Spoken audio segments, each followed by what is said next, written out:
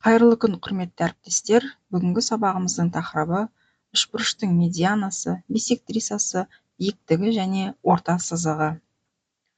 Сабағымыздың оқу мақсаты үшбұрыштың медианасы, биссектрисасы, биіктігі, орта перпендикуляры, орта сызығы анықтамаларын білу және оларды салу. Сабағымыздың басты мақсаттарының бірі сабақтың соңында оқушылардың барлығы үшбұрыштың медианасын, биссектрисасын, биіктігі мен орта сызығын таба алады. Сабақты бастамас бұрын оқушыларды топқа бөліп алдым. Оқушылар Флиппети бағдарламасы арқылы кездейсоқ топтарға бөлініп, топтарға биссектриса, медиана, биіктік аттары берілді. Үй тапсырмасын тексеру үшін кинолента әдісін қолдандым. Кинолента әдісі арқылы оқушылар берілген ленталардағы үшбұрыш түрлерін анықтайды, түрлерін ажыратады. Жіберілген қате жауап үшін кері байланыс беріледі. Сабағымыздың мәні мен мағынасын ашу үшін оқушыларға жұптық жұмыс беріледі. Ойлан, жұптас, бөліс әдісі. Оқушылар жұппен бірге әрбір ұғымды жақсы түсініп алу үшін ойланады, өз ойларын жұптарымен талқылайды, өздерінің ойларын сыныппен бөліседі. Оқушылар берілген тапсырманы өзара жұптаса отырып, ақылдаса келе, шешімін тауып, бүкіл сыныпқа өз жауаптарын ұсынады. Оқушыларға берілген тапсырманың біреуіне тоқталайын. Мысалы, үшбұрыштың биіктігін сыз.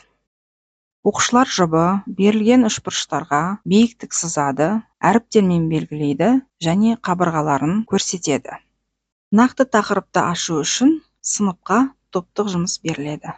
Топтық жұмыс барысында топтар өздеріне берілген тапсырманы орындап, берілген есептің шешімін тауып, сыныппен бөліседі. Сабақтың барысын жеке жұмыспен жалғастырдым. Жеке жұмыс барысында Learning Apps бағдарламасын пайдаландым. Берілген тапсырма бойынша сызбаны сәйкестендіру қажет. Функционалдық сауаттылықты арттыруға арналған тапсырма. Функционалдық сауаттылықты арттыруға арналған тапсырма. Оқушылардың білімдерін практикалық тұрғыдан қолдану. Берілген тапсырма бойынша ғимараттың шатыры екі жақты, тең бүйірлі үшбұрыш болып жабылған. АБС тең бүйірлі үшбұрышының периметрі 20 метр. Бүйір қабырғасы табанынан 2 есе ұзын.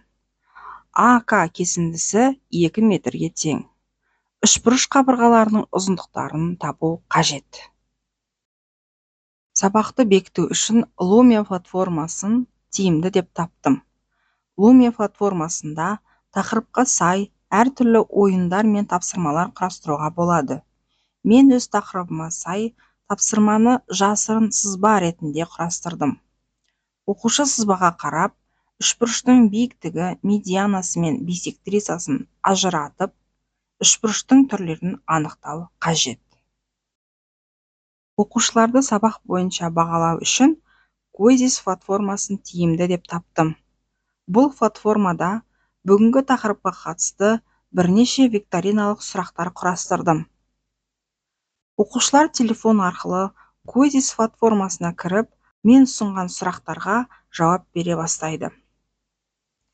Платформа оқушылардың жауабын бақылап, дұрыс жауабы мен жылдамдығына қарай оқушыларды деңгейі бойынша ретімен көрсете бастайды. Дұрыс жауап жасыл түспен, қате жауап қызыл түспен көрсетілген. Яғни дұрыс жауабы көп оқушылар алғашқы болып ретімен шыға бастайды.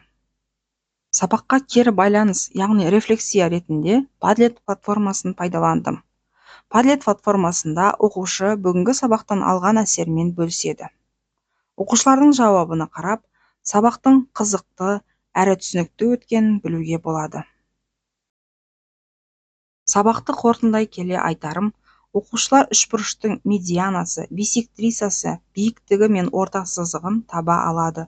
Олардың барлық қасиеттерін біледі және ажырата алады, есеп шығаруда қолдана алады.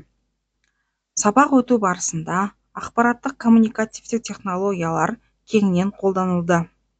ChatGPT және DID атты жасанды интеллект құралдары оқушының пәнге деген қызығушылығын арттырды.